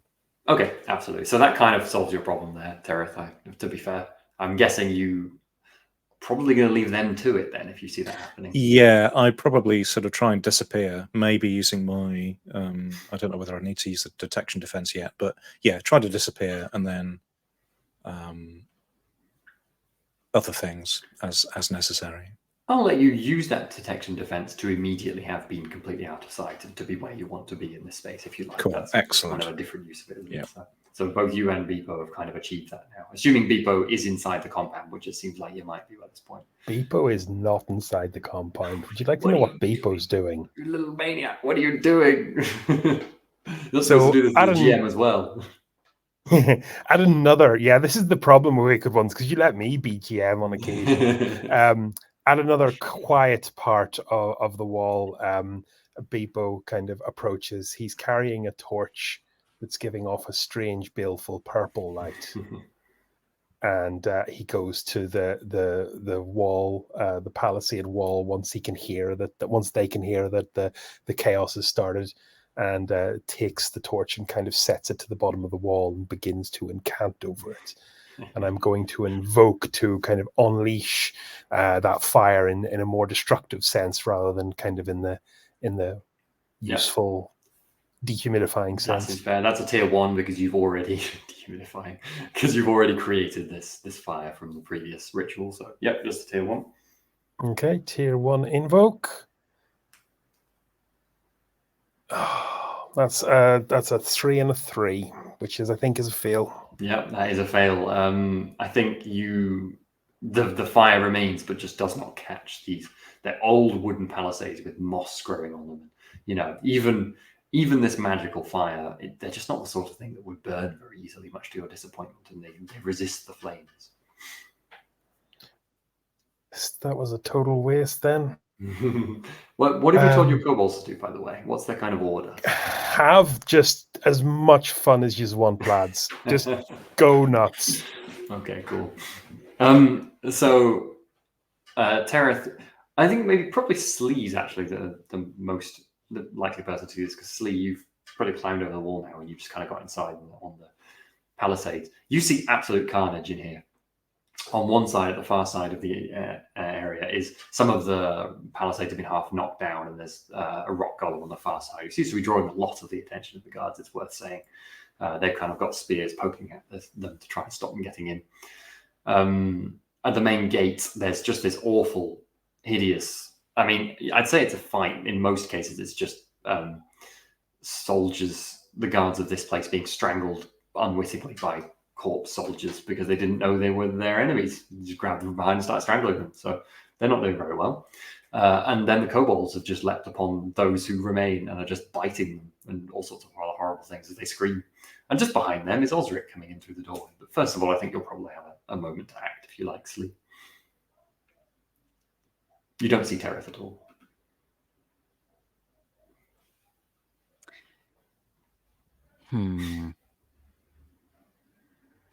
I would like to try and... I know the gate is open with the horde of kobolds streaming through it. Mm-hmm. Can I sabotage the gate so that they can't close it, even when there's not kobolds in the way? Yeah, I like that idea. Probably a tinker or a smash would be sabotaging the gate. I can do neither of those. If you make me a case for another one. I'm thinking, because I'm also trying to sow the seeds of deception as I do it.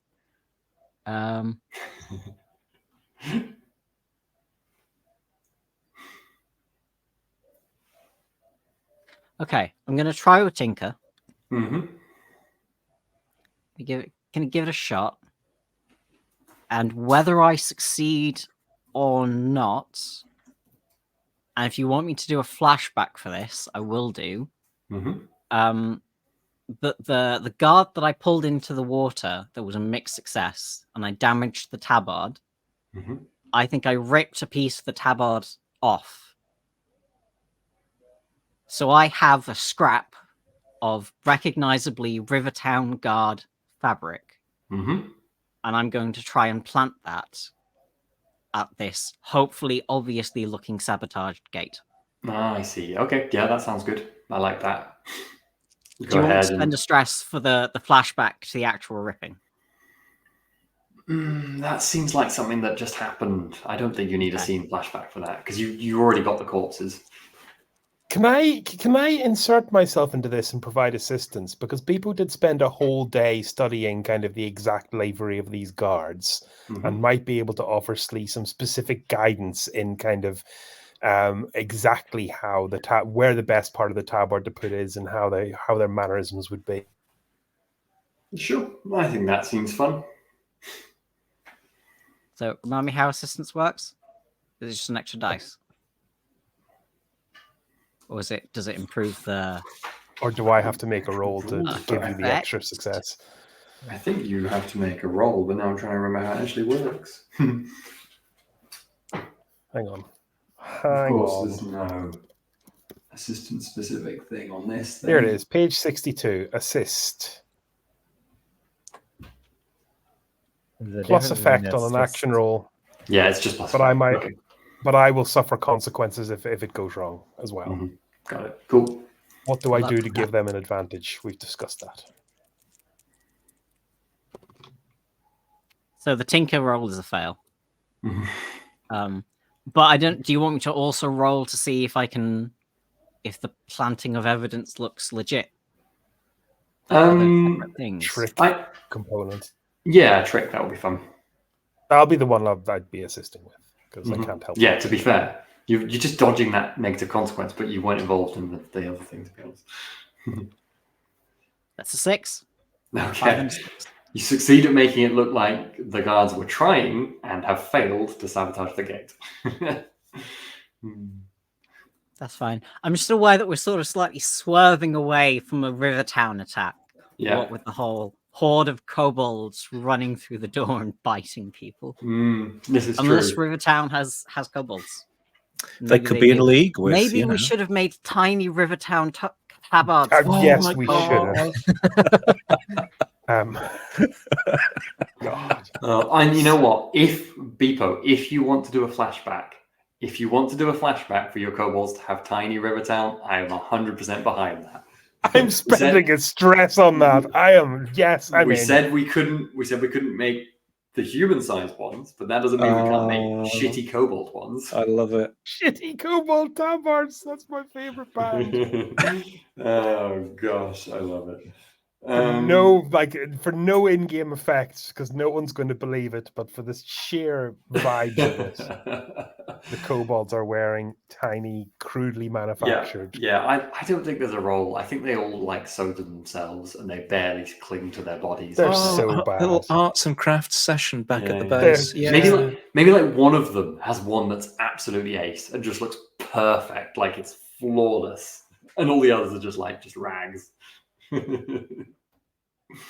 hope that one doesn't die.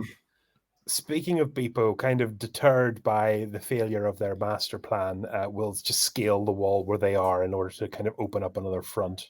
Yeah, sounds good. So I think Tereth probably has a next moment to act, given you're dashing into the shadows. Now, Tereth, I would first like you to make me a scan roll. that I can do. I've used both Dark Hearts, so this is just 2 dice. Either ends a 1 and a 6. So A 6. yeah. Okay, this is kind of an idea, Scan. That young woman you saw, she looks like she's important, perhaps wealthy, perhaps an heiress or something. And you notice she's only 20 feet in front of you, running slightly panicked in the other direction. She might be one of the most valuable things here. Ooh. Right. Well, yes, I think in which case, perhaps given ideas by the ranger last time, perhaps Tareth might attempt to escort this person away. So yeah, sneak up behind them, hidden dagger, and I'll say, I think you better come with me. Where is the dagger going? Oh, to the throat, obviously. Yeah, no, there's no question. I think she just kind of immediately goes rigid and is just pliant for you to move her where you want. She might mutter things like, "Who are you? What do you want with me?" and stuff, as you insist on moving it. You don't. All in due course. Yes, I will escort them away from the carnage and into the seclusion of the nearby woods, I think. Sounds good. I would like to make you one more scan to see if you find something else cool on the exit, because just it's always nice, isn't it? Yes, I'd certainly be looking around for nice things. Something else to grab. Well, that was a fail. That was a 1 and a 3. So okay, never mind. You don't find anything else, but you do notice she's wearing some jewelry, which is rather nice. Sul, Tereth, if you're trying to get her out any way that's not the main gate, you might have some difficulty. The main gate's quite busy, so perhaps you just lurk with her for a moment, having a think, and we'll kind of cut back to you. Osric, we haven't had you for a moment. What are you doing? I think, is there an inn? Does Osric see like an inn or a building that looks like an inn in front of us? Yeah, I think you're probably not 100% clear on it, but it's kind of like there's kind of a guard tower to the right, a stable to the left, and the main building is kind of a big tower. But now you look at it, actually, yeah, it's kind of built up. The whole ground floor is built up to be kind of a large inn with tables outside and everything as well, kind of way station, if you will. The upper floors are maybe more of a kind of manor house above it, if that makes sense. Osric's going to head for the inn and head inside, I think, and see if the commotion has scared people off, if there's still people around. Yeah, sounds good. I am going to make a roll for your undead to see how they're doing, just for fun of it. One of them has been slain already. There's 2 left. What's your body snatcher doing? He's coming with me. We're both going. I guess he's a human, so maybe he can get away with a bit more inside the inn. Yeah, maybe. You I like the idea that you're walking with him on your. Most people are over their side. Cool. Well, let's go to the inn. Yeah, most people in here seem to just be panicking and trying to escape at this point, gathering up their belongings and just trying to run. So it's kind of confusing. And I think people will probably notice you, but people aren't trying to kill you. They're just kind of like just avoiding you. But most of the combatants are already involved in things, and these are just people who were in the tavern. What, are you gonna look around for some loot? Yeah, once I find loot, is there anyone here who looks like the innkeeper or like someone who works here? Yeah, I think you can see the innkeeper. I think they're trying to secure down the bar and things. And just as you watch them, they move towards like a big heavy oaken door. They look like they're trying to hide behind. So you could probably try and stop them before they do.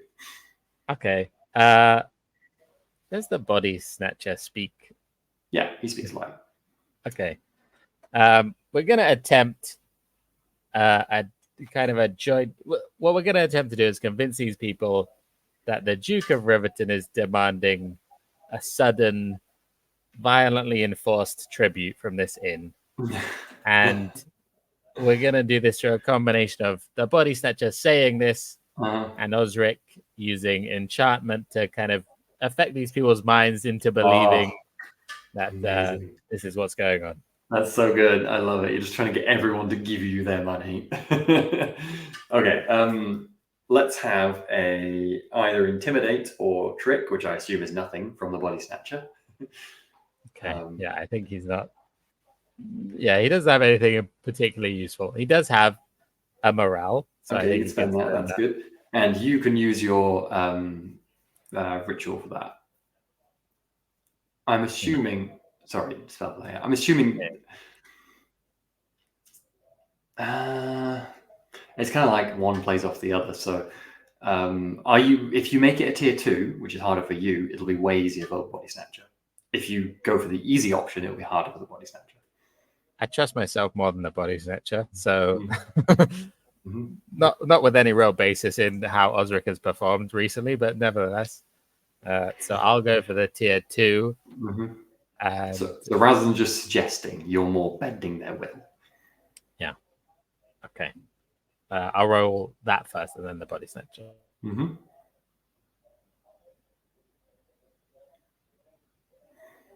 A mixed 2 5s and a 3. Okay, make that body snatcher's roll then. And he has nothing, so it's take the worst dice, right? Well, I'm going to use his morale. Right, so it's just one. One. That is a natural 1. Okay, so your spell had a partial success. So I think what happens is most people just run, but some people will like throw just coin on the floor, and some people will like basically just be like, here, take it on the way past. But most people ignore you, basically. I'm going to make a roll. Okay, you have 2 loot from that. That's pretty good. So get 2 rolls. It was a pretty cool idea, so I wanted to reward it. And you got a good roll for my roll there as well. So. Nice. No thanks to the bloody body snatcher. Slee and Beepo, other than trying to steal more stuff, do you have any other plans? If it's just steal more stuff, we could make some rolls at this point.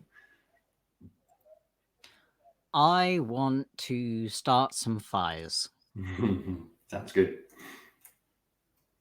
There's lots of torches around. It's a bit wet, but you could probably find some of the like thatch roofs would be the easiest thing to burn. Yeah, that sounds about right. I don't think you need. There's got to be like some pitch somewhere, right? Everywhere's made out of wood. Yeah, go on. We weatherproofed it. Mm-hmm. I think it'll take you a bit of time, but I don't think you struggle to find that. If you want to definitely start a fire, you'll have to sacrifice a bit of treasure hunting, though. How much chaos has anything settled down? I think the kind of rock golems have backed off a bit. They knew their job was a distraction, not to bring the whole place down, so they've let things go. So now you can see the guards are kind of mounting a successful defense. The kobolds are making a mess and running around like maniacs, but they're kind of being corralled a bit. You can tell if you enter bet, they're not going to stay around much longer. I think you probably still don't see Tereth. Osric is coming out of the building now with like bags of stuff. I think you definitely don't see Beepo. It looks like make another roll.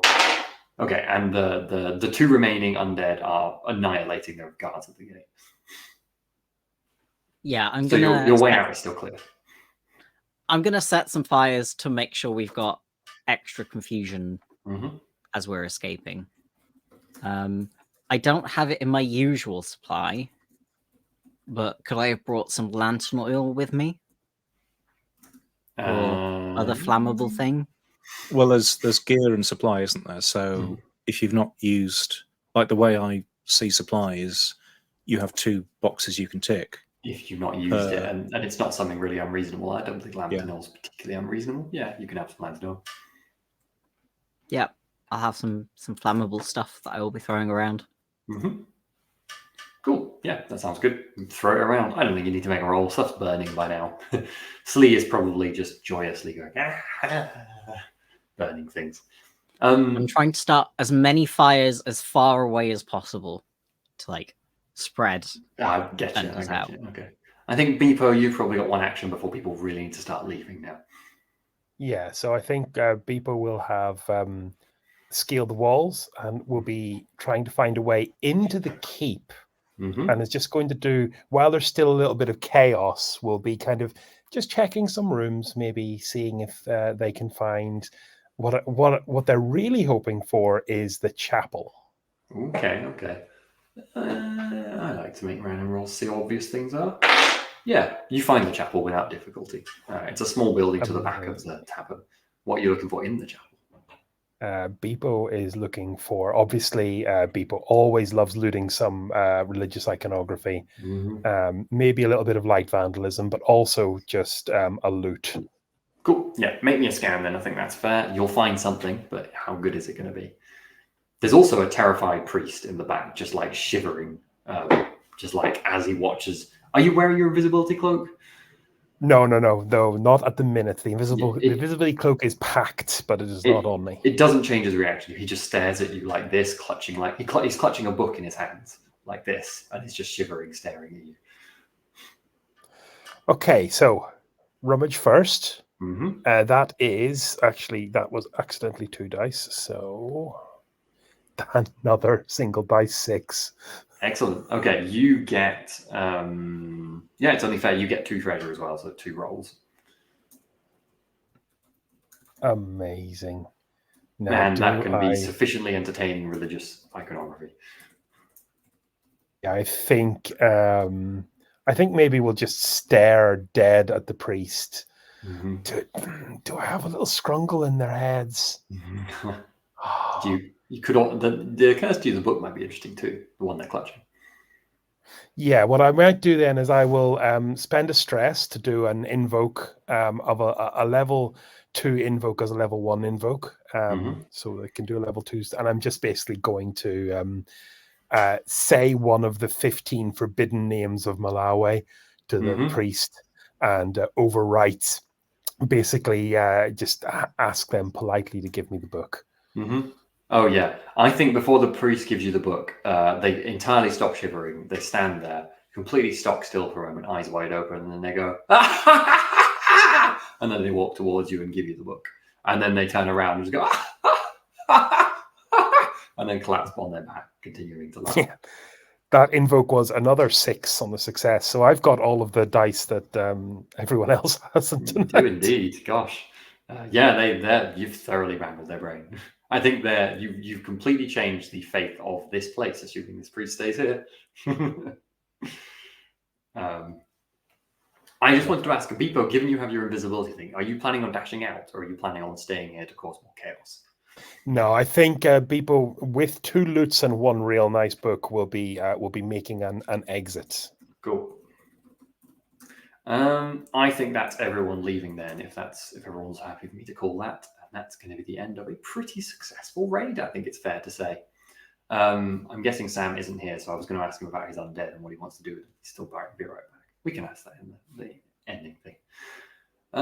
You dash off. Tereth, you succeed at slipping out with all the chaos caused with this woman knife held to her neck, and you start trudging through the forest. I think you probably can find, actually quite easily, you find like a little cart that you can use to bring back some of this stuff, at least some of the way back to your dungeon. Yeah, I think we'll end the session there. I would really love just to hear the kind of the last thing that Tereth says to the woman as he's escorting her off into the woods. She's kind of just like mumbling about, "Please, I'll give you gold. Just don't." I'll put you on the spot. Sorry. Yeah. Well, I can give you a moment. And sorry. Yeah, no, go on. I was going to give you a moment and ask Osric what happened to the undead, because there's still 2 of them left by the time everyone's out the gate. What do you order them to do? I think they have to stay and fight to the death, because the point is that if they get killed by a guard, it looks like they were never undead because they have marks of being killed on them, I suppose. Perfect. Good stuff. Yeah. They roll, see how well they. One of them falls pretty soon after you got the gate, but the other one stands and fights heroically, taking down 2 more guards. As you're kind of dashing onto the forest, you see behind you. And finally, they manage to shut the gate. Tereth, with your menacing words, will end the session. I think I'll say, don't you worry about a thing. We're just terribly misunderstood. Amazing. Excellent. Oh, I'm looking forward to this. Cool. That's been Wicked Ones. That was a lot of fun. We actually managed to get through the raid and everything as well. I enjoyed that a lot. Cool. Any comments and questions and anything to read out, John? Another absolute joy. Yeah, that was a lot of fun, wasn't it? 42. In the library, you found out that the imps can drink an infinite amount of water. Yeah, but in this, that would have solved it. it probably would have been them like just also peeing an infinite amount of water, so it wouldn't have been helpful at all. It's just like buckets, but more fleshy, Yeah. I guess. Yeah, and now it's kind of smelly too, so it's not an improvement at all. I don't know. If we get them to drink enough, then They could at least run outside. That it won't smell too bad, or it won't smell any worse than they normally smell. Oh gosh. We could get them to drink it and then throw them in the river. Yeah, just float them down river. Oh, amazing. Was that more or I less? like this one, Steve. Dehumidifier. Yes, I love it. That's awful. I hate it. Perfect pun. Excellent. I did love the idea of getting this mighty, sacred, endless flame and using it to stop things getting wet. That was perfect. That was somehow felt so wrong. It's just utility magic. It's what I crave in these games. I don't want a meteor shower. I just want to use weird arcane things to do laundry. Perfection. Nice. Gosh. And you still haven't used your library book in the circuit yet, so you've got until the end of the lurking phase to use it if you want to spend it. So. Do we get it once per cycle? of? Yeah. Okay, cool. Yeah, we should remember that. Cool. Is there anything else? Anyone to read out, John? There is also a thank you to Lucas Cunningham, who I think you got missed off the end of last streams. Thanks.